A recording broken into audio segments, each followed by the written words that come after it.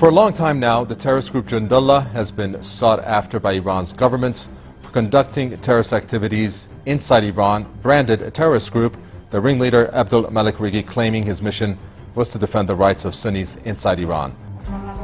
Jundullah is a militant organization led by AbdolMalek Rigi. It cases to be fighting for the rights of Sunni Muslims in Iran.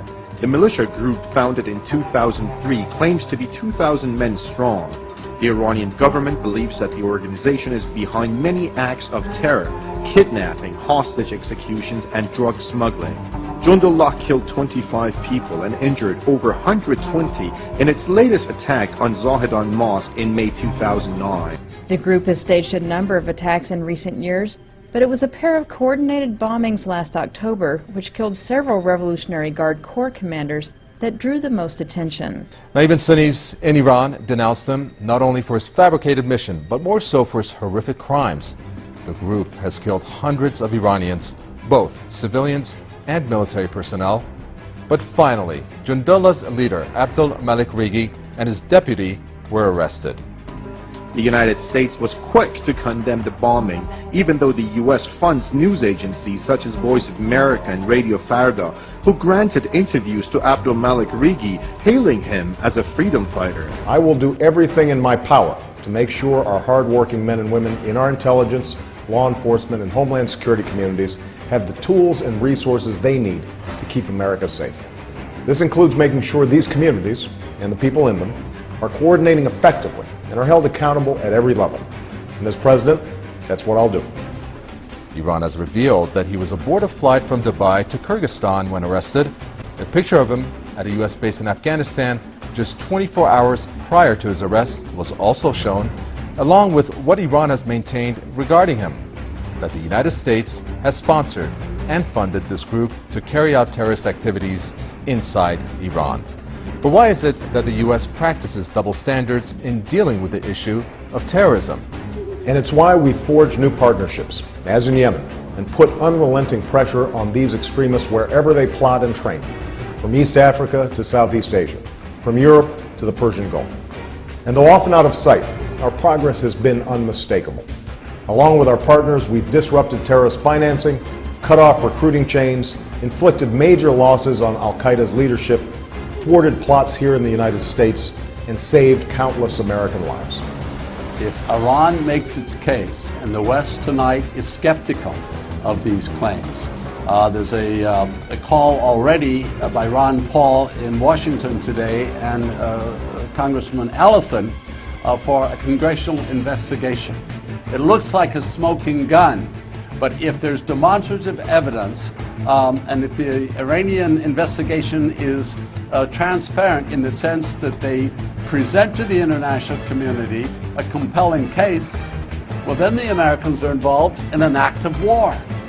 Iran today interviewed the ringleader's brother, Hamid Rigi, who was captured and extradited to Iran in June 2008. During his candid interview, Hamid Rigi gives a first-hand account of Jundullah's operations and reveals its sources of financing and logistical support.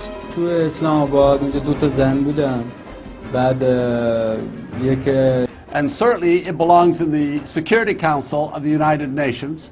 There will be a call for a congressional investigation because, as you mentioned, this is a double standard, not new, but this kind of clear case is going to send some shockwaves, I think, through the American public.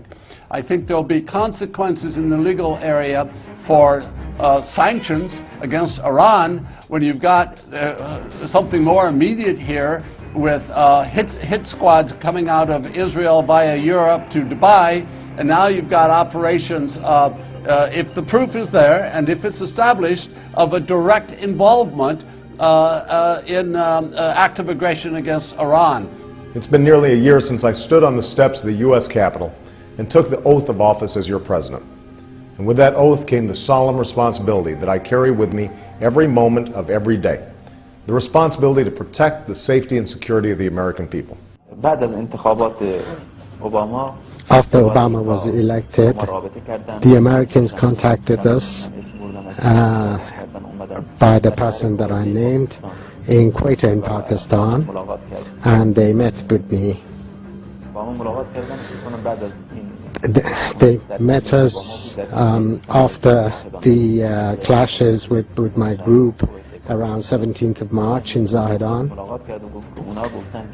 and he said that the Americans had requested a meeting. I said that we didn't have time for a meeting, and if we do meet them, they should promise to help us.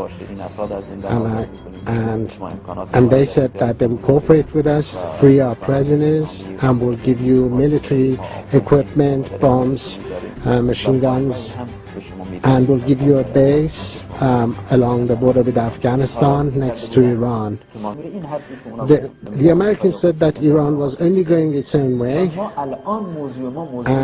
and they said our problem at present is Iran. They said we don't have a problem with Al-Qaeda or the Taliban, but the problem is Iran, and we don't have a military program against Iran. The CIA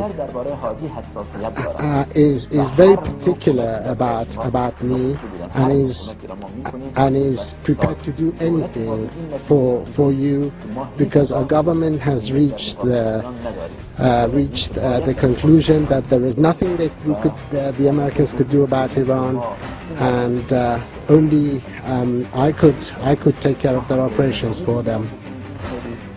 They said the Americans said it was too difficult to attack Iran militarily, but we want to initiate all the establishments which are opposed to Iran, and we'll reach the conclusion that your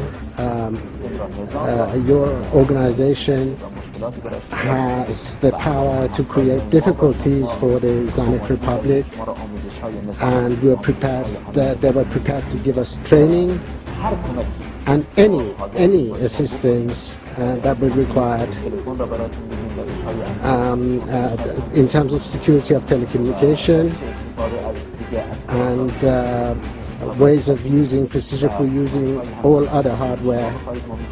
And if you needed additional support, the Americans would be willing to supply it. On that day, I also made it very clear. Our nation is at war against a far-reaching network of violence and hatred, and that we will do whatever it takes to defeat them and defend our country, even as we uphold the values that have always distinguished America among nations.